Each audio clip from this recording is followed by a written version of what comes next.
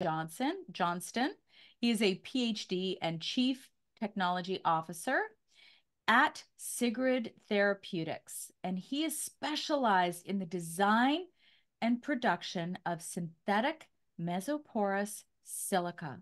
Dr. Johnston obtained his Master of Science degree in 2008 at the Department of Organic Chemistry, Stockholm University in Sweden. Dr. Johnston was engaged in chemical synthesis of glycosylated proteins that play important roles in modern cancer treatment. And today we are going to be having a discussion on the use of glucose stabilizers and this ever-growing issue of metabolic syndrome, metabolic dysfunction. It's becoming a big problem in our world. I know this all too well. I am also a certified metabolic balance coach, as well as a registered holistic nutritionist. I see this all the time. Now, one thing I do want to say is whatever we do discuss here is not medical advice. I want to make that clear because we are simply providing education and resources for you to take back to your own practitioner that is qualified to discuss this with you. So with that, welcome, Eric. Thank you so much for coming today. Thank you. Thank you, Sandy. It's so nice of you having me on your show. Yeah, I am excited because I know this is a really big problem. And I'm going to say I'm one of the cases, but we'll get into that. I really want to know what got you into this field that you're in right now. Well, it's actually a pretty interesting story. So when I was younger, I've always wanted to become a doctor, right? That was my goal. However, I fell into sports during my teens. So I started competing in Greco-Roman wrestling on a very high level. And with that, I ended up training 4 times a day. And I kind of, set school aside a little bit and focused on that. However, when I got a little bit older, that urge came back when my wrestling career was over. Because sadly, I dislocated my shoulder 8 times when I was 18. And, I had dreams of going to the Olympics, but it never worked out for me. But coming back to school, I realized I still want to do something good. I really want to help people. I like working with people. I'm a pretty social person. So I started studying chemistry, specifically organic chemistry. And I started that in 2004 at Stockholm University, as you mentioned in the beginning. And during that time, initially, I actually worked on different types of oxidation methods. So we were trying to reproduce or more or less reproduce or create an artificial photosynthesis, right? So in one way, extract energy from the sun.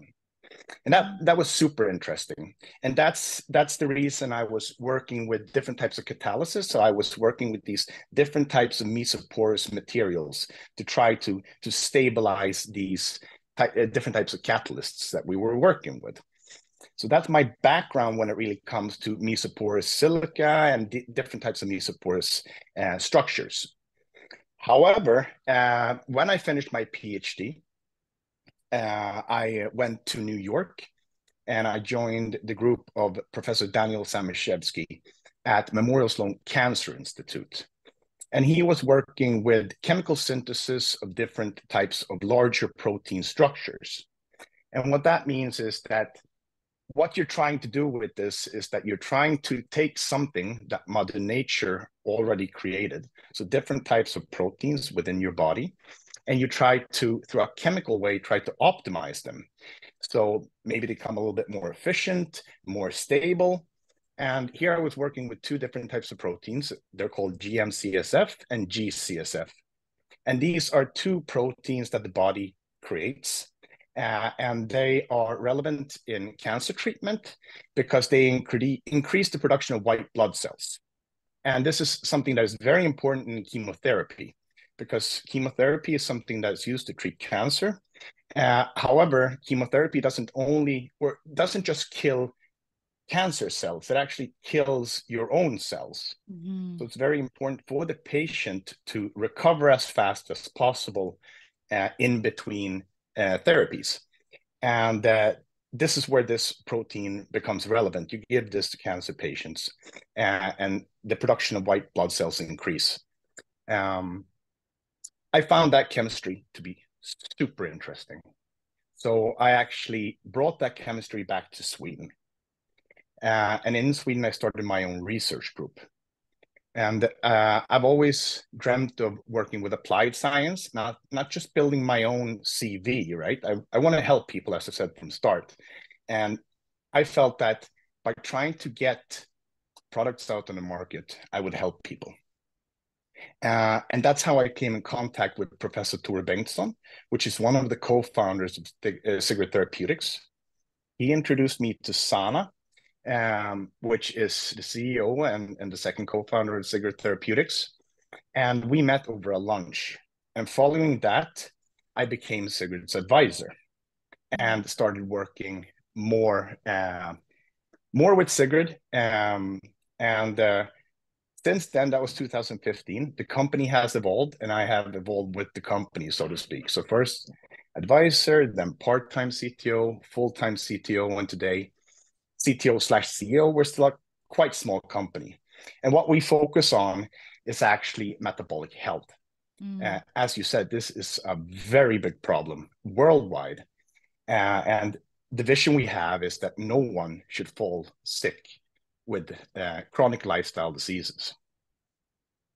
That's amazing. You've had quite the history. I love it. And I know a lot about Memorial Sloan Kettering. They are Mm. world renowned. World renowned. Okay, let's first outline because I think it's important for people to understand Mm. what is metabolic syndrome.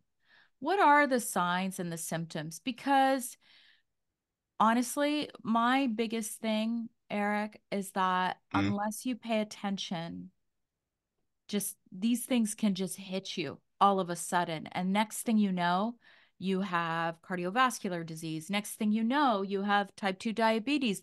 So when Right. we pay attention to these signs, we can Yeah. be preventative and proactive with our health. So what are the signs and symptoms of metabolic syndrome? Right. So, I mean, let's put it this way. So, metabolic syndrome, right? That is, I would say, it's a cluster of different conditions, right? And having a few of these different conditions will increase your risk of developing cardiovascular disease, type 2 diabetes, and getting a stroke. And usually it is five different conditions. One condition is increased body fat around your waist. Mhm. The other one is high blood pressure. Third one is high blood sugar. Then we have high serum triglycerides and also a low serum of high density lipoproteins, right? And if you have three, or usually I say if you have more than three out of these five, then you have a metabolic syndrome. Yeah. And I was actually just reading a stat about this that in the United States, one in three Yes. have three or more of these Mm. symptoms. It's crazy. And, Yeah. I wonder why. Why is this? Because this is where my brain goes, Eric. I'm like, well, I don't get it. Like, because why is this happening? What's your take on that? So my take is, I mean, there's two different, or there's actually, I would say, three factors weighing into this, right? First of all, is one factor that you can't control. So you have a genetic factor. You're Mm, born, you're given a certain type of cards in life. That is nothing you can change, right? And the other thing is that as a population, we are getting older.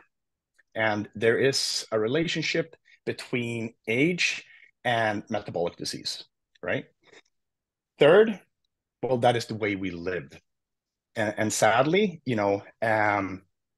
it's going the total wrong direction. According to me, the human body is constructed to actually move, and work, and we're not used to eating the way we're doing today, right? And our society has changed a lot, but our genetics has not changed, and our body hasn't changed in the same in the same speed. We are more or less the same as we were, 100,000 years ago. But I would say it's the diet we consume and that we're not moving. We're sitting still too much. Yeah, I agree. We don't live in the day and age anymore where, like it used to be, where most people could grow their own food. Yeah. So, our food sources, and I say this to my kids all the time. I'm like, when I grew up, Mhm. where I live right now, where I grew up, and I remember there being one McDonald's, Yeah. right? And now you see a fast food restaurant at Mm. every single corner. Yeah. And it's like we live in the land of, if depending on where you live, of course, there are many countries that go without, that are Mm. starving, poverty. But you look at North America in general, Mm. I think Europe's a little bit better, to be honest, Mm. than us. However, you look at us and there's like fast food everywhere. And even back then, like I'm a 1970s girl. I was born in the 70s. The fast Mm. food wasn't as bad then as it is now in No. terms of, No. everything sprayed with glyphosate, factory farming, Yeah. all the garbage that's out there, Eric. Yeah. So I think that there's many factors like you outlined on why this happens, but it's pretty Mm. serious because the repercussions are serious. And the one thing I say, especially to women, because a lot of people who listen to my podcast Mm. are perimenopausal women or menopausal women, our hormones are also a factor. Unfortunately, when our estrogen declines at Yeah. menopause, it can make us more insulin resistant. And Yes. that's a problem in and of itself. So you see a lot of menopausal women that have that midsection that just starts to grow. And that I always tell people, do a waist to hip calculation, waist divided by hip. Mm. If you're a woman, it's got to be under 0.85. Easy, waist divided by hip, smallest part of the waist, biggest part of the hip. Do a little Mm. a little division there and get your ratio. And if it's a one, you're at really big risk. And I tell Mm. I tell women all the time, I'm like, Yeah. put away the regular scale that tells you your pounds. Look at your body composition. Do you do that? I mean, I know that these scales are not, I don't know if you have that in Sweden. I'm sure you do, but there are these body composition scales. And really what I do is I say, look at the trends. They may not be exact Mm. like a DEXA scan, but at No, least you exactly. could see the trends on what's going on. And for me personally, in October 2022, I saw Mm. just like this waist go bigger. I'm like, what's going on? Next Yeah. thing I knew, Eric, I always recommend, because my fasting glucose was always normal. This is what's interesting. Mm. Always normal, but my HbA1c was a Mm. 6.1, which was a Oh, pre-diabetic state. And I'm a yes. nutritionist. So Yeah. it can sneak up No, on you. it certainly can. And I think, through my time with Sigrid, we have gotten so much feedback when it comes to our supplement, the development of our medical device. Many comments that we get is like, why do we need this? Yeah. It's just to change your lifestyle, just eat healthier and start moving. Well, sadly, that is not the case because there's a lot of factors working against people here. And what I can say, if that now was the case, right, then we wouldn't have the problems with metabolic diseases that we have today. But it is hard. And then, as you said, it's really tough as just a normal person, say right now that you want to try to live healthier. But if you go into a supermarket, I mean, if you just look at the lobbying from all of these bigger companies when it comes to, well, let's just take sugar as an example, right? You have all the different types of sweets and different types of fast food. It's hard for people to actually get away and not be affected by it, right? So all the sweets are by the register, so you pick that up before you go. Uh, and as you said, there's fast food restaurants everywhere. And then we have the issue with, not all people can actually afford to buy quality food, quality meats, grass-fed beef, and similar. It is expensive. So it is not that easy, Yeah. But it is definitely a problem. And when it comes to metabolic disease, if we look at non-communicable or non-communicable diseases. So what I mean with that is diseases that do not spread and do not cause a quick acute infection. So we can look at diseases such as, well, diabetes is one, obesity is another, cancer is a third, and all of them, they are connected Mm. to metabolic diseases, to diabetes. So that's where it all starts. So that's like, that is the foundation, the negative foundation. It's a bad foundation. But there are there's clear connections in between, say, metabolic diseases and Alzheimer's, metabolic diseases and cancer. And that's why I think it's such a big problem, because that's where it starts. And as you said, many people, they're not observative. They don't see it. It comes sneaking up on you, just as you said. And suddenly it's just there and you have it and you realize, oh my God, I'm actually really sick. I need to do something about this.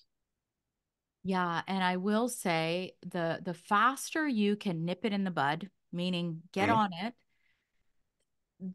the more the easier it's going to be. Meaning, as yes. soon as I saw that, and of Mm, course, I've got my finger on the pulse, right? Like I'm always yeah. on any kind of health thing. And I understand that not everybody is like me, but if you've got somebody who advocates for your best health, and Mm, that in some countries, maybe it is your general physician who does regular blood work.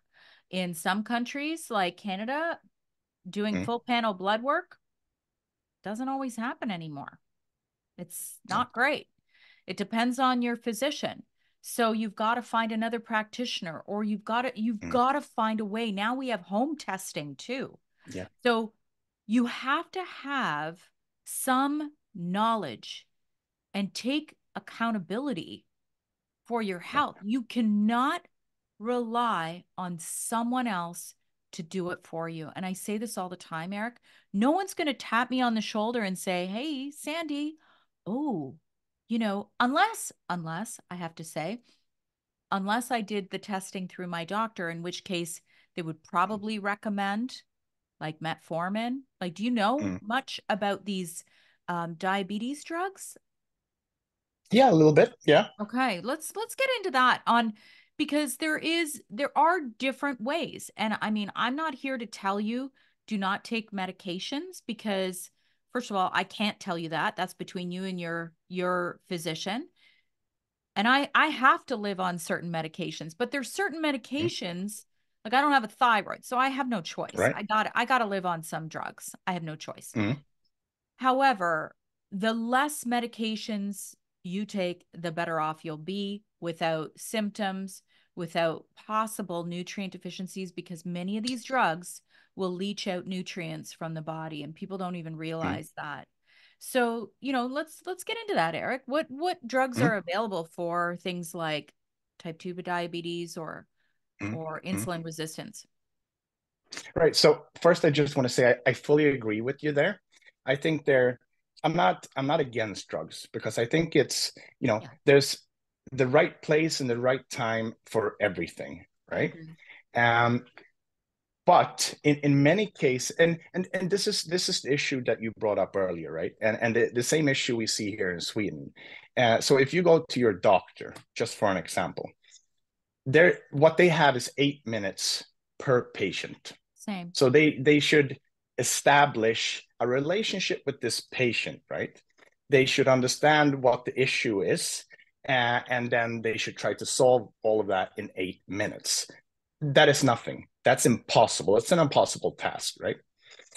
Which means that what happens is you come into a doctor, they don't have time to understand the background, the root cause of the issue, actually.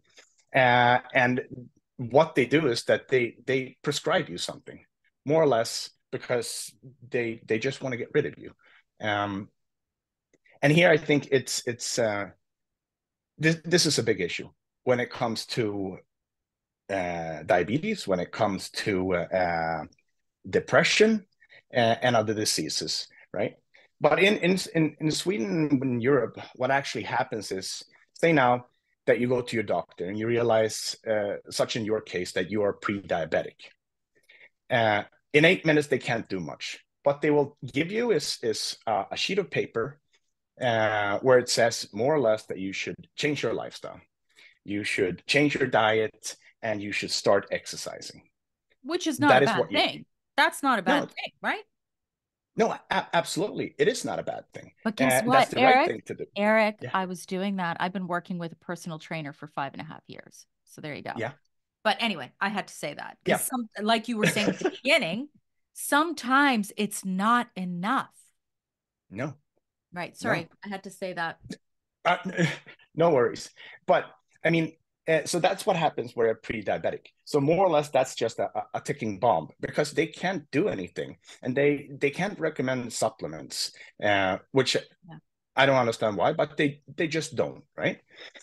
So they're more or less waiting you out because they know roughly 95% of the people that's diagnosed with pre-diabetes, they will come back sooner or later with type 2 diabetes. Yes. And once you get type 2 diabetes, well, then they will put you on metformin, right?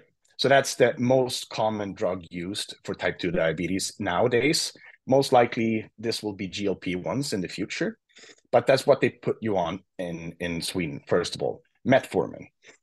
And diabetes is a progressive disease, right? So if you don't change your lifestyle, well, it will get worse and worse over time, even though you are on medication.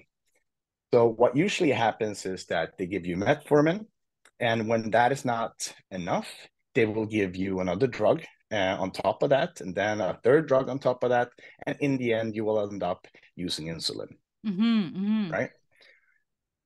So So that's what it looks like in Sweden right now. yeah, I think that's similar to here. Mm. What is metformin? How does it work? So metformin it's an oral drug, right? That you take, and usually it comes on 500 milligram tablets, and usually you take it together with a meal 2 to 3 times a day. And what it actually does, it lowers your blood glucose levels by reducing the amount of glucose released from the liver, right?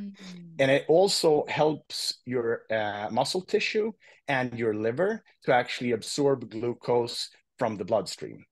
But to be really honest, there's still a lot of debate when it comes to the mode of action of metformin. So metformin was actually launched on the market before they understood how it actually really works. And they're still not really sure about all the mechanism of action when it comes to metformin. There's a lot of side effects with metformin, isn't there? There is a lot of side effects. So my father, he's a type 2 diabetic. Nowadays, he started as a pre-diabetic. And we came to Sweden when I was 8. He was working the restaurant business during nighttime, and he was working in a factory during daytime. So he was working a lot, not sleeping enough, and it was very hard for him to control his diet. So during my lifetime, I've seen how this progression occurs, right? So first pre-diabetic, then type 2 diabetic, and then he ended up having a heart attack. And following that, nowadays he can hardly walk because he's very overweight, right? But he doesn't want to take his metformin. And why? Because he gets really sick when he takes it. So he actually had an issue of when he took his metformin, he actually started throwing up a lot. And there's a lot of other people that have gastrointestinal issues with it. I know a lot of people taking metformin that they feel that they have a lack of energy, right? They feel weak and tired. So there is a lot of side effects. And what they say is roughly around 30% of diabetics that are put on metformin can't handle the side effects. That's pretty high, Yeah. 30%. And yes, I've heard of that. And it's interesting because I'm in this space of longevity, Mhm. and some longevity experts talked about just taking metformin for longevity. And I know people who went on it and had to go off of it because of, extreme diarrhea. And, Mhm. sure, I think it can help you with weight loss as well. But what are the repercussions of that? Right. No, but I think that is a pretty discuss. It's something that was very trendy before, and Yeah. there are very famous podcasters that have been recommending metformin. But I think that a lot of people are coming to, they're having a second opinion about that, right? Hmm. And one person would be Peter Attia, right? He Oh, was yes. very he talked a lot about metformin before, and he was on Yes. metformin, but he has stopped taking it. He does not any longer recommend using metformin for longevity, and so on and so forth. And it does actually interfere with muscle development. Hmm. So from that perspective, it's not good. And you are into longevity, right? So you know how important it is to keep your muscle mass when you 100%. start getting older. Yeah. Yeah, that we have a lot of things, unfortunately, that go against us as soon as we hit midlife, and it's Yeah. harder to maintain that muscle. So, man, like for me, bones and muscles, like I don't care how much I weigh, as long as my waist circumference is good. I don't even care about BMI, body mass index, because it doesn't take into account your muscle. It's No. based on your weight. And so I'm like, I don't care how much you weigh. What's your waist to hip circumference or ratio? Yeah. What's your bone mass? What's your body Right. composition? What's your visceral fat? Yeah. That's another big one, right, Eric? Absolutely. Visceral, so my visceral fat back then, different scales, I think they use like a different metric. And I was like kind of on the cusp of, I forgot what the measurement was. Put it this way, I'm in a healthy range now. Mhm. I wasn't before, Yeah. but it has No. different if you depending on your scale. So I use a Renfo scale. I have another one called Fit Track. I have a couple of them. Mhm. Renfo is pretty cheap here in North America. You can get it on Amazon. Mhm. It's great. You have it on an app. Yeah. It's so easy. And there's no reason why people at my age shouldn't have one. And I'm not saying that for you to get some sort of a weird, obsession with it. It's just to kind of track it through different phases of your life. It's so important. And what about Ozempic? I mean, do you know much about Ozempic, Eric? Well, I would say I know quite a lot. Oh, talk Perhaps to not me. an Everyone's expert. going to be interested in a little bit of information on that. We can't not talk about it. No, right. So first of all, I would same thing here, right? It has its place, right? And it's clearly shown that for morbid obese people, it is of a benefit initially. It does help a lot with weight loss, right? But it definitely comes with its side effects too. And when it comes to GLP-1s, I mean, I think it's very important to realize that, and it's not very much, they don't talk very much about that, not yet, but it will come, right? Is that more or less half of the weight that you lose is muscle mass. Yeah, I heard that. And and that is actually a disaster, right? Because if you're losing muscle mass, what happens there is that you're actually reducing your metabolism, right? So if you now decide to come off this, right? Okay, you lost weight, but you've also lost muscle mass, right? Which means that you have lowered your metabolism. And that means that your metabolism is lower. And once you get off it, even though you eat less than you did before you went on it, you will gain weight. That Mm, is one thing. So you see this yo-yo effect, right? And yeah. people come off it, they bounce right back up. So maybe they lost 10 pounds, right? and then they get off it and they gain 20 pounds instead, which is very negative. But then I think the most important part, and where this actually comes in, and where I think this will be a big discussion in the future, is actually the muscle wasting, the muscle loss. And that is back to longevity, right? Specifically in an older population, people over 50, which, it's not that easy to put on muscle mass. They want to keep all of their muscle mass, right? Because if we look at, biggest cause of death, right? If we don't look at cardiovascular disease or cancer in the future, will be based on say people falling, right? And hurting themselves, and they get hospitalized, and that's why people are dying. So for longevity, this is going to be a big issue, and I think it's going to be something that will be vastly discussed in the future. A lot of people already talk about it, but I think that is the main and the biggest side effect when it comes to GLP-1s. Yeah, that's a excellent point. Excellent point. Because I do agree with you that there is a place for that. Mm-hmm. If you are really obese, that's a place for maybe you should start. But you see this trend right now, Eric, Mm-hmm. and I Yeah, feel it's almost scary. You see all these celebrities and they call it Ozempic face, right? They're calling yeah, it yeah, yeah. Ozempic face where they're and you're gonna laugh at me, but I one of my guilty pleasures is watching The Real Housewives. I do. I love it. I don't know if you get it in Sweden, but I love it. And then all of a sudden, this season, everyone came back skinny. All of Yeah. these women, I'm like, what's going on? Anyway, I find it very fascinating because I say this to women all the time. And I don't know if you know who Dr. Richard Johnson is. He wrote No, no. a few books. He's American. He's written a few Mm-hmm. books. Nature Wants Us to Be Fat. He's written a Mm-hmm. lot. He's done a lot of incredible studies on sugar and what Yeah. sugar does in the body. And he said something really interesting, and it kind of speaks to what you were talking about, frailty. How really, as we age, we don't want to be skinny. I don't want to be skinny.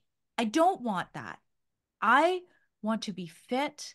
I want to be metabolically healthy and strong Yeah. with a healthy, operating system, let's just say. Mm. So it's not about being skinny. And I think he did some sort of a study where he talked about BMI. I know I said I'm not a big fan of BMI, but he's saying if you're just a little bit over that range that is Mm. average, those people tend to live longer. Yeah. Because so remember we were talking about muscle, how that's not calculated. It's probably because they have a higher muscle mass. And so they weigh a Right. little bit more, but they're not in the overweight, like obese category. So, I want everyone to hear this, especially women who go Mm. on these diets that result in muscle wasting. It's scary, actually. It is. And when it comes to muscle wasting, right? And this is something that's shown in an elderly population too. The older you get, the more protein you actually need, because the body is less efficient at taking proteins up and utilizing it, right? And this is, I don't want to rack down too much on Ozempic, but Yeah. we work with a lot of people, and there's a lot of people we know too, right? That they start taking Ozempic, and the issue here is that you start in the wrong, or on the wrong side of things, right? Because they're not changing their diet. So usually what happens is that people that get on Ozempic, they don't have a very good diet, right? Right. And then they get on Ozempic, right? And they're still on the same bad diet. They're just eating less, right? Yes. Or some people, they don't eat at all, right? And when you're full, you don't feel like eating, you don't have an urge of actually eating proteins. The body has an urge of something else. Um, it wants sugar, right? Because that's the fastest energy source you can get. So what we do see is a lot of people, they don't eat their food, they don't eat good meals, but they eat sweets all the time instead, because that's what the body is urging. It needs energy, right? Because Yeah. they are such a low calorie intake. So instead of eating healthy meals, right, including protein, good fats, maybe a little less of the carbohydrates, carbohydrates is the only thing that they're consuming. So they're missing out on the good fats and they're missing out on the proteins, which is the most important, right? Because there's no essential carbohydrates. There isn't. We can go Right. without carbohydrates, Right. but there's Right. essential amino acids and there's essential fatty acids that the body can produce that we need. Yes. So that's one of the biggest issues, and that relates in the muscle loss. And that is going to be a problem. Yeah. Yeah. So let's shift gears a little bit because Okay. I have been obviously talking with you guys for a few months now. I have Yeah. been using, so I want to make this clear to everyone who's listening. I went about reversing the issues I was encountering systematically. So, first, I lost body fat in the right way, in a metabolically healthy way. I lost 4% total body fat. Then I did some of my own assessment. I found out that I had some low minerals. So balancing my minerals. So I was low in chromium. Chromium is really important for blood sugar regulation. I actually got from a 6.1 HbA1c down to a 5.6, which is good, right? I did Yes. that through supplementation, diet. I always exercise, so that was always part of my routine. Then in comes Sigrid's glucose stabilizer. So this is where I want to take it to the next level, meaning I have a goal of about Mm. uh, I'm going to say 5.2 HbA1c. That's kind of where I Mm. feel like I would really, really be optimized. And I'm using Sigrid because, first of all, I have absolutely no symptoms. Second of all, it's not a drug and it is a supplement, and we'll get into that. But I would love for you to talk to me about Sigrid's technology. Absolutely. Uh, I just want to start with saying that I think that, I mean, you've done a fantastic journey. And when we look at diabetes, I think it's important to do exactly what you said. You have to catch it early, right? Because you can reverse prediabetes. Yeah. And if you're an early stage type 2 diabetic, that can also be reversed. Yeah. However, I mean, if you've gone too far with this disease, you come to a certain stage where it's not reversible anymore, right? So I think it's very important that you catch this as soon as possible and start working, as you said, in the right way. You try to do it um, strategically. You try to lose weight, right? And you do it in a healthy fashion. No crash diets where you Yeah. lose all of your muscle and then gain the weight back. And Yes. this is, of course, easier said than done, right? And as I said, it's so easy for people to say, well, just change your lifestyle, just change your diet, just change the way you live, start exercising. It's not that easy for people. So that's where we see that we come in, our product, right? And that's what we have. So we have developed glucose stabilizer. We have also developed a medical device that is still uh, in clinical trial, right? And this clinical trial will be finished in the middle of this year, right? So the product will most likely come to the market in 2025. But what we have developed, and what you were talking about, so we have developed a platform technology, right, that is able to treat different types of metabolic symptoms, right? And our first product in line is for the treatment, or I wouldn't say treatment, is for the help and prevention of prediabetes and type 2 diabetes, right? Mm-hmm. Um, it also has a weight lowering effect. But what it is, so we have designed special mesoporous silica particles that you were talking about during my introduction.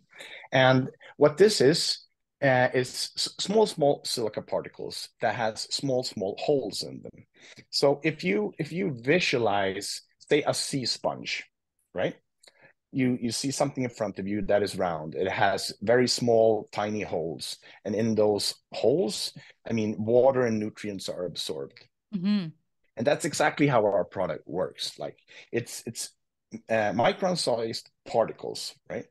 That you consume, and these small holes that these micron-sized particles consist of are tailored to absorb digestive enzymes, and specifically two types of digestive enzymes: amylase and lipase.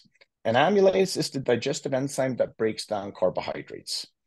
And lipase is the digestive enzymes that break down fats. So what happens is that when you take our product together with a meal, what happens is that it passes down into your stomach and then into your small intestines. And then in your small intestines, these digestive enzymes are released.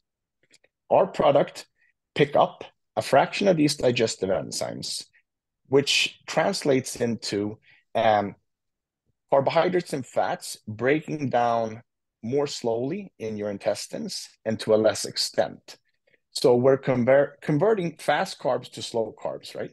And then we have a lower uptake of carbohydrates and fats into your bloodstream. Okay. Okay. So a lot of things to kind of dig into there. Yeah, sorry, maybe I went too No, fast there. no, no. I just want to make sure everyone gets. So Mm-hmm. the first thing I'm going to say is that, Yeah. for me, anytime I take anything into my body, and everyone should Yeah. do this, is I assess, okay, people. I did take a course in research when I went back Mm-hmm. to college, so I know what is an applicable study, what isn't, whether it's biased or not. But in Yeah. general, you can do this yourself.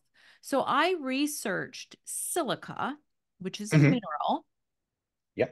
and I want everyone to be sure that it is not to be compared to nanoparticles, because Mm-hmm. some research out there indicates that silica nanoparticles could negatively affect the kidney function, Yes. correct? Yes. Whereas this is not nanoparticles. This is micron sized, Yeah. right? Yes, So that is correct. micron is bigger than nano? Can you explain? Yes. Okay. Yes. So let me go into this. So Yeah. first of all, I want to say that so silica is one of the most abundant minerals on the planet, right? And there's two types of silica that actually exists. There's something called quartz, which is crystalline silica, and then there's amorphous silica. And what has been shown in literature, right, is that one of these forms are toxic, the other one is not, right? And what you have read about is silica nanoparticles consistent of quartz, and they are nanoparticles, right? Which means that they are very small, and they can be systemically absorbed. So you were talking about us not being nanoparticles, and yes, that is the case, and that is very important. Yes. So we were specifically aware of this when we started designing our technology, when we started working on it. And this is why they are of micron sized. So they are more than 1,000 times bigger than nanoparticles. So that is the difference in between the size. And we have done internal studies, and there's also a lot of studies done in literature where they show that if you consume micron-sized particles, they will not be systemically absorbed. So they will act locally in the gut. They will not pass through the gut barrier and be taken up into the bloodstream. Mm. That's so important to outline, because I do know a lot of people who will go and research this, and it can get Yes. confusing, especially if you're not like I'm not a chemist. I did take chemistry and I needed a tutor, Eric. It's not my forte, let me just say. So, I'm glad that you clarified that because safety for me is the most important thing. Absolutely. I don't want to take something that's going to cause me issues down the road. So let's get into efficacy. And you did mention Hmm. lipase. You mentioned a couple of the Yeah. enzymes. Yeah. So I just want to understand, does this increase those enzymes? Like I take digestive enzymes anyway. Right. It's not the same thing as taking digestive enzymes. No.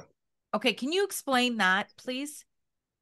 Because I do Yes. know, Eric, I'm going to say, so Mhm. I do know, and I'm not going to name any names of some companies that are out there. Mhm. They are claiming that they will lower glucose, and they're basically just a bunch of enzymes. Yeah. And I'm like, whoa, wait a minute. I've been taking enzymes forever. Because when Mhm. I started to have thyroid issues, I started to have digestive issues, which is very common. They do go hand in hand. And I'm like, Yeah. that didn't help me. So, No. please explain that little component a bit clearer so we understand. Right. Absolutely. So, I mean, first of all, I would like to say there are certain cases, right, where people actually they are in need of digestive enzymes. They should then take digestive enzymes, right? Yeah.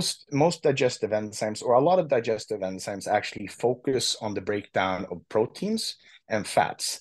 There's not many products on the market would actually would give you digestive enzymes such as amylase to help you break down carbohydrates. Because I said there are no essential carbohydrates that the body actually needs, right? Yeah. But we are actually the reverse. So what we actually do is that we decrease the levels of lipase and amylase, the two digestive enzymes that break down fats and carbohydrates. And we have to think that our product is to help people that suffer from metabolic disease. And many times we have one of the major factors when it comes to metabolic disease, that is people that are overweight. And for people that are overweight, they got there somehow. And it's usually not because they're not consuming enough food. They're not consuming enough carbohydrates or fats. They're consuming too much food and they need help with actually reducing the amount of calories and reducing the amount of carbohydrates that they're taking up into the body. So therefore, I mean, our product, what it actually does, it comes down into your small intestines, right? And the digestive enzymes, they get entrapped within these particles that we have specifically designed for this purpose. And what happens is that you then get a lower amount of digestive enzymes in your intestines, and you have a slower and lower breakdown of carbohydrates and fats, which means that your blood sugar spikes following a meal or lipid spikes following a meal will get lower. And what that means is that the body doesn't need to put out as much insulin as it usually needs, and that's a good thing. Mm. It also means that you will not have the really high blood sugar spikes and the crashes afterwards. So it means that you will get a more stable energy level over the day. You don't get the crashes, right? So you don't get the urge of snacking either. You feel full for a longer time. Um, so, I mean, we have seen great results when it comes to lowering blood sugar levels, postprandial blood sugar levels. So that's blood sugar levels following a meal, which then over time, if you consume our product over time, this will translate to lower HbA1c levels over an extended time period, right? And we also decrease the lipid levels. And this together, well, what that does is that it actually lowers the total amount of calorie uptake, and that helps people lose weight. So, should I still be taking my digestive enzymes with it? Well, Like, I, does it? I do think you should. Because What I what? know I have, you don't know my individualized, like you don't know my issues, but like I take hydrochloric acid as well. I take Mhm. both Yeah, because I have low stomach acid. And right. I'm sure you know that because I learned that in chemistry, Eric, that Mhm. without stomach acid, you cannot digest and assimilate all the amino acids from the proteins that you're eating, right? That's chemistry Correct. 101. See, I retained Yes. something. Well, yes. I mean that is very common in today's society, Yeah. and I don't want to go into that too much. Yeah. But many of the reasons why people are not having enough digestive enzymes is because they're not consuming enough sodium. Um, but that's another thing. Let's not go Okay. into that. Okay. Okay. But so digestive enzymes, you're probably looking at peptidase. I mean, the digestive enzymes that break down proteins, and that's also why you're taking additional HCl, right? Because you want to digest the proteins. Hmm. Our product does not absorb proteases, the enzymes that break down proteins. And this is really important because you don't want to affect those enzymes Right. because you want to be able to absorb as much amino acids as possible. And this relates to what we've been talking about before, right? Keeping Yeah. as much muscle mass as possible, specifically in an older population. So we only affect the two digestive enzymes that break down carbohydrates and fats. So if you're not consuming any type of digestive enzymes that specifically for some reason would be amylase or lipase, I would not worry about consuming digestive enzymes together with our product.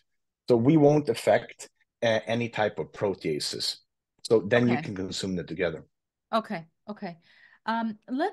Let's get into the studies because there was a Mhm. study that I saw and that immediately like the alarm bells were going off like I got to talk to these Sure. guys. No, Yeah. in a good way. When I saw, I think there was a study with met comparing with metformin. Could you talk Yes. about that a little bit?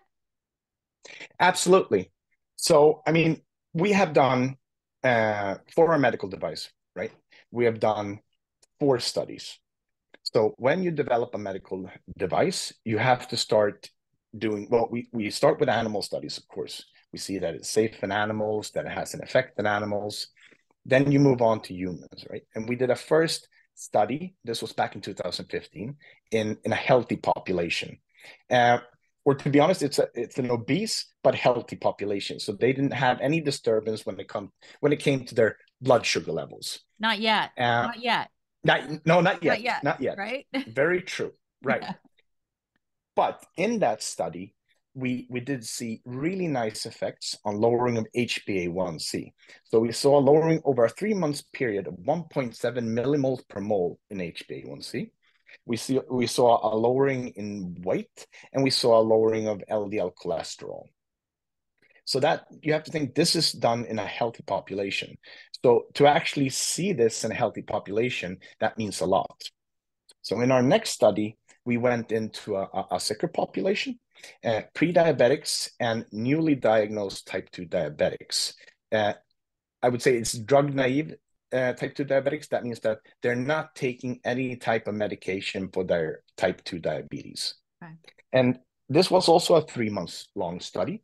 And in this study, we could confirm what we have seen in the healthy population, right?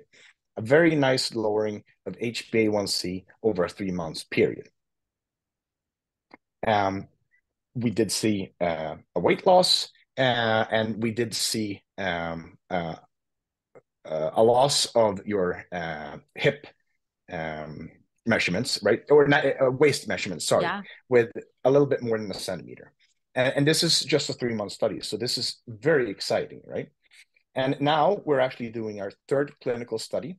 It's actually the biggest study globally done in a pre-diabetic population. And here we're looking at HbA1c levels after a 3 months period, where we're looking at weight loss, we're looking at gut microbiome, and so on and so forth. But uh, what you saw is what we did is we compared the effects of our product compared to other products on the market, right? And there's not very much on the market, sadly, today for pre-diabetics.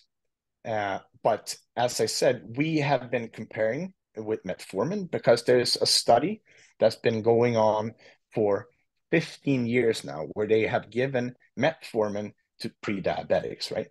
And what they've seen is that they had a lowering of HbA1c levels over a 6 months period with 0.6 millimoles per mole.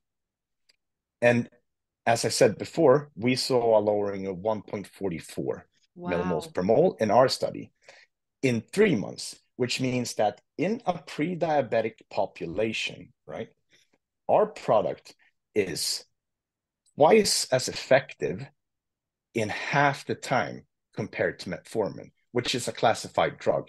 And we are a supplement and a medical device with a much better safety profile.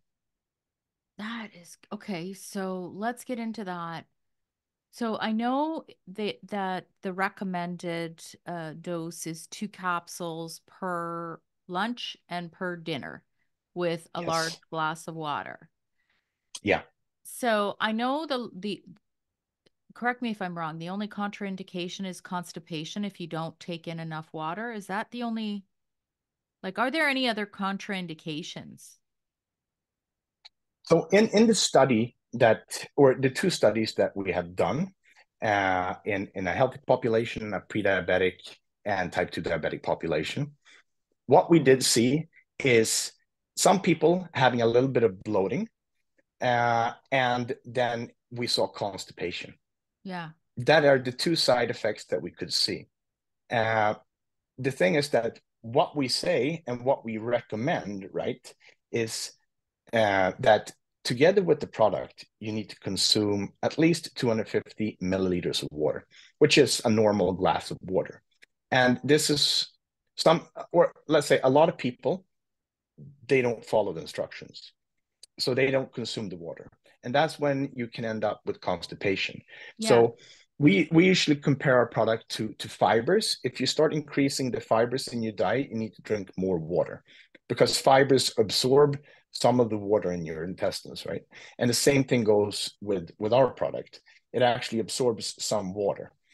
And that's why if you're not consuming the additional water together with the product, you could suffer from mild constipations. Okay.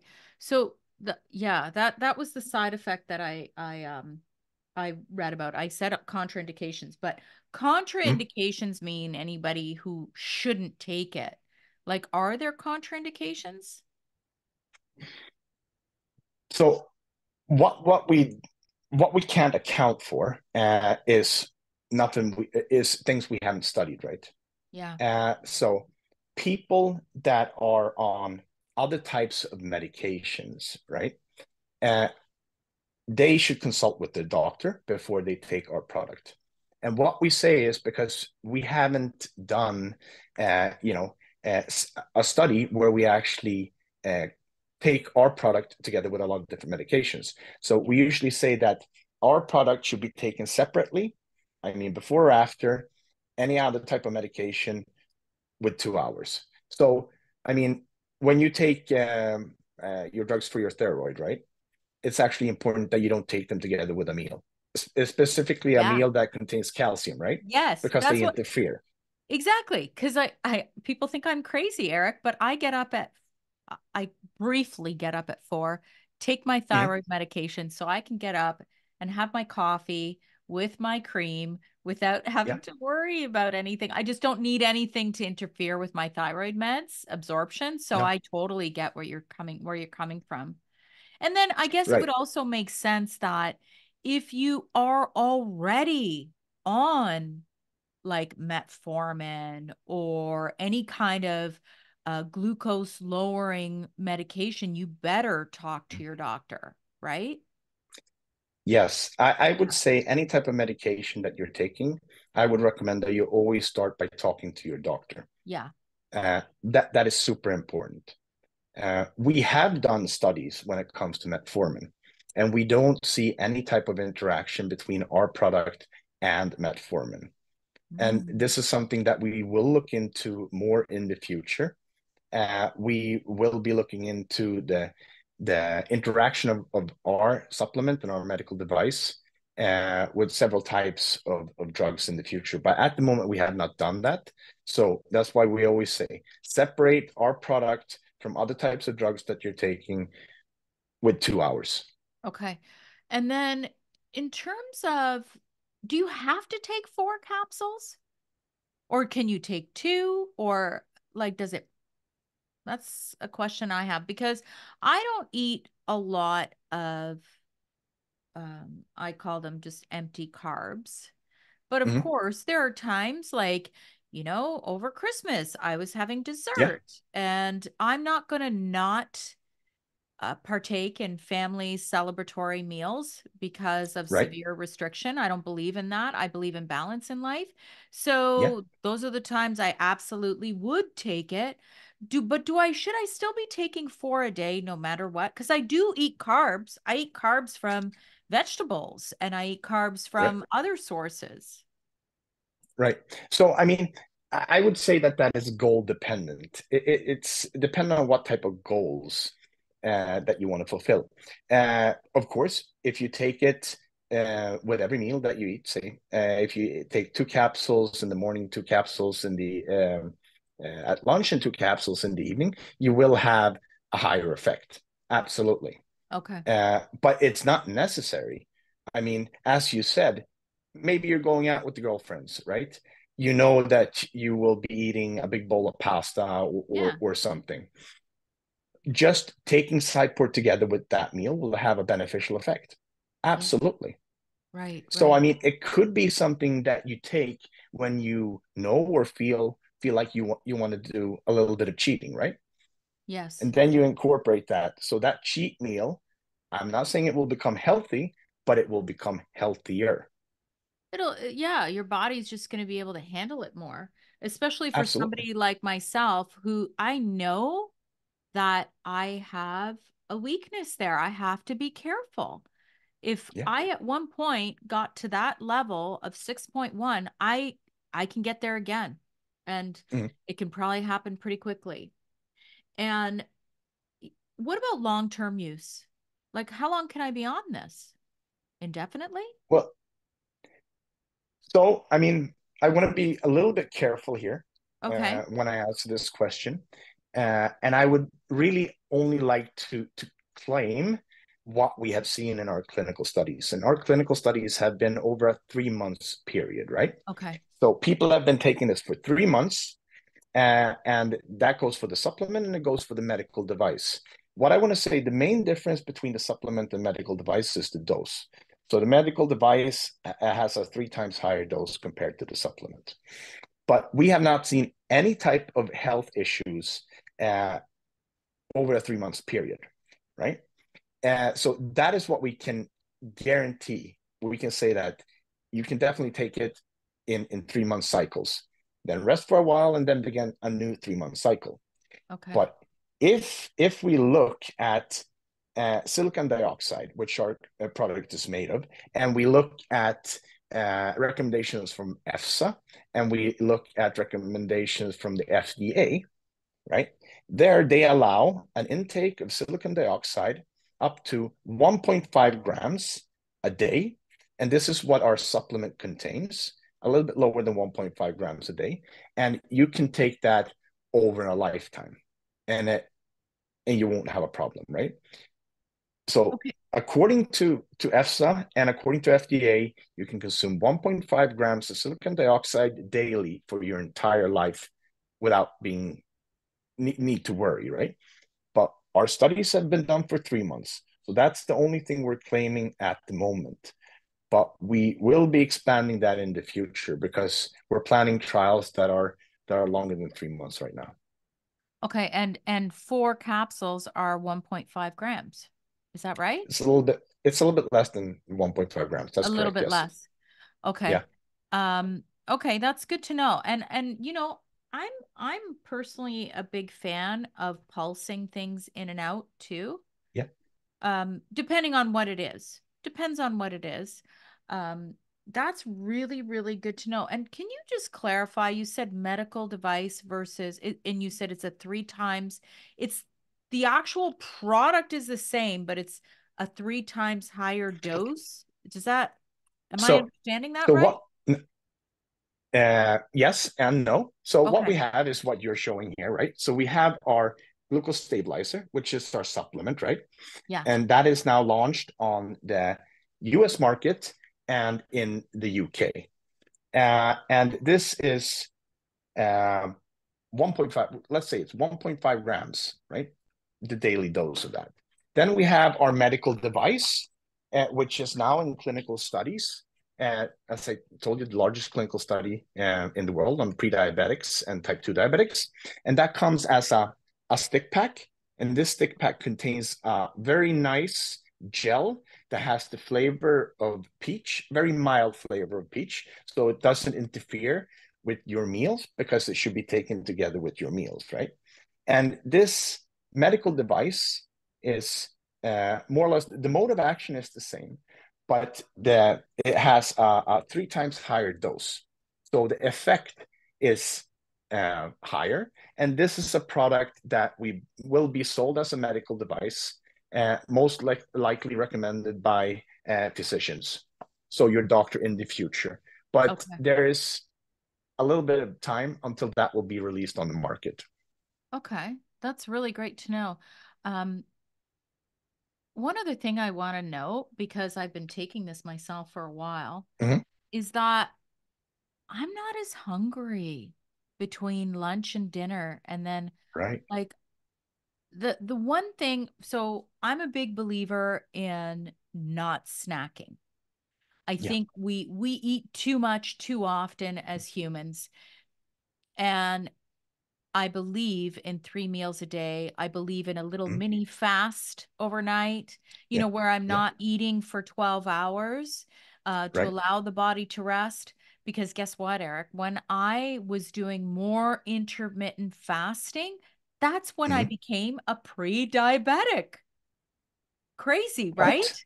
Yeah, that's crazy. I'm telling you. So I was doing more, like I don't know. I wouldn't eat until 11 in the morning, that sort of thing. Right. I would eat only lunch and dinner, but I was snacking. I had that window, Wow. right? Okay. Yeah. And so there were a few things going on. This is why I say everybody's so individualized.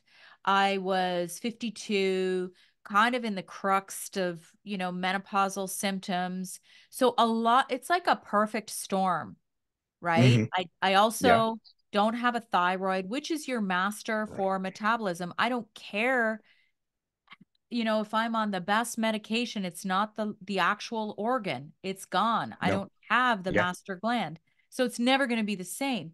So this is why everybody's kind of got to look at individualizing their approach. And I don't listen to all of I know you're a guy, but Yeah. and I'm not trying to insult you, Eric, at all. But, I call it the maniverse of longevity, Yeah. where it's all men who are talking about a lot of these big things like fast this way and do this. I'm like, no, not applicable for a woman my age. You got to do whatever works for you. I mean, maybe it will work, Yeah. but for me, it didn't. So, I am beyond excited because the thing that I noticed, because I don't believe in snacking, and that's what saved me, is not Mm. snacking.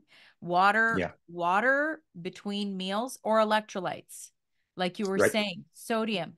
So I started doing sublingually, a little pinch of sea salt under my Yeah. tongue with every normal glass of water. So people stop carrying around those giant 2 liter bottles, jugs of water, and not taking in any electrolytes, right? Because No. you, like, from a chemist point of view, Yeah. like, you're flooding your cells when you don't have the right amount of minerals and electrolytes, right?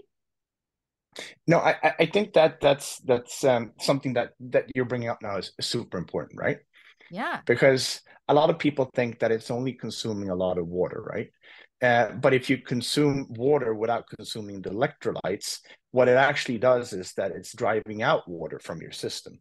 So Right. you get dehydrated. If you drink pure water, and specifically too much of pure water, you will become dehydrated. The reverse of what you actually want. Therefore, it's super important to actually have your minerals together with the water you drink. Right. Yeah. And I think it's important with sodium, potassium, calcium, magnesium, and zinc. Super important to get that in, right? And if we look at zinc and magnesium, it's very important for most of the functions in your body. Yeah. So yes, you Yeah. need to have your minerals together with your water. There you go, guys. You heard it from a chemist, so he knows what he's talking about. And oh my God, Eric, I a couple of occasions have drank so much water that I felt Mhm. nauseous. Like you can make Yeah, yourself really sick from doing that. So absolutely. that's just a little bonus for everybody who's listening. So tell me what's to come from, like, what's the future look like for Sigrid? What's in the plans? I know you mentioned this new medical device, so it's just Mhm. more of a potent version of the glucose Yeah, stabilizer. What right. else? Because I'm really excited to work with you guys. I think you guys are amazing. So, I mean, first of all, I mean, we have our supplement, right? It's just been launched in the US and in the UK. And as you know, we've been cited in Forbes, the Daily Mail, and that has created a lot of attraction globally. We have gotten, I mean, thousands of emails asking about our glucose stabilizer and when and where they can buy it, specifically in Europe, people in Vietnam, Australia, a lot of people in Canada, I know. But I mean, due to certain regulations, we have to be a little bit careful there. But Sure. one of the main things that we're working on is actually expanding our supplement to be able to actually supply this to people in Europe, Australia, and other countries globally, not just the US, but also expand in the US. Then, as I said, we have our medical device, which is now in clinical studies. This clinical study will be finished by the end of the summer, and then it needs to be CE marked, which means that to become a medical device, you have to CE mark your product. That takes roughly a year, and then we plan to actually launch this both on the US market and the European market sometime in the middle of 2025. Wow.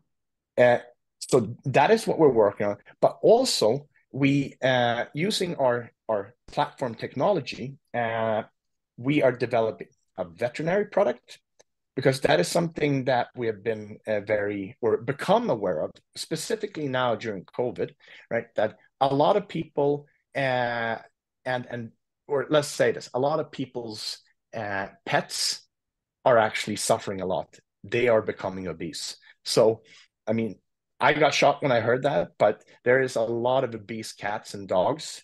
And this is $1 billion market, actually. Um, so we are developing products for a veterinary product for diabetes and obesity in dogs and cats. We are also developing an oral product. And what is so interesting is that you don't only have amylase in your intestines, right? So amylase was the enzyme that breaks down carbohydrates. You actually have it in your saliva, which means that the amylase, it actually breaks down starch in your mouth. And this starch actually feeds the bacteria in your mouth. And it's this bacteria that creates caries in your mouth. So we have done a few studies on this, seeing that if you incorporate our product into a mouthwash or toothpaste, you actually have a lower development of caries in your mouth. So we are right now in discussions with some of the leading oral care companies around the globe, having a dialogue about our product and where to put it. And actually, we've seen a lot of interest from them to actually incorporate this specifically in toothpaste. That's So amazing. yeah. So we have more or less like four legs to stand on. We have the supplement, we have the medical device, we have the veterinary product, and we have our oral care product. That is awesome. I just have to say, as soon as I switch to a more like a natural toothpaste, my teeth have never Yeah, been better. I'm telling you. I use all kinds of different natural toothpaste, and my teeth are like no sensitivity, no no, issues. So people look into that. I think that's a great, great pathway for Sigrid. absolutely. And that is something that as you said, natural, right? Mhm. There's not a lot of chemicals. And here you have a natural mineral that actually can, lower the amount of the formation of caries, right? Which is it's a very big problem around the globe. Uh, so I'm not saying that we will be subsidizing, fluoride, but definitely lower the amounts of it. So this is something that we see is very beneficial, and it is a very big interest when it comes to world care companies. Amazing, amazing. Okay, anything else that we didn't talk about that you want to make sure that we mention, Eric? Mm. No, not really. I think we've touched upon a lot of things We did. during this conversation. What I would like to say is like if you would like to learn more about our company and our product, you can find us on the net. So it's www.sigridthx.com and then sigridstabilizer.com. Okay, I will have that in the show notes along with my discount code. I mean, I've seen you guys are going crazy for this product. It's amazing. And I can attest, and I'll let you guys know. I will follow up on my HbA1c in 3 months' time. So I will Yeah. keep you posted. Thank you so much for your time today, Eric. I really appreciate this conversation. Thank you, Sandy. It was super nice being on your show. I really appreciate it. Yeah. Okay. I hit stop there. Let me hit stop on there.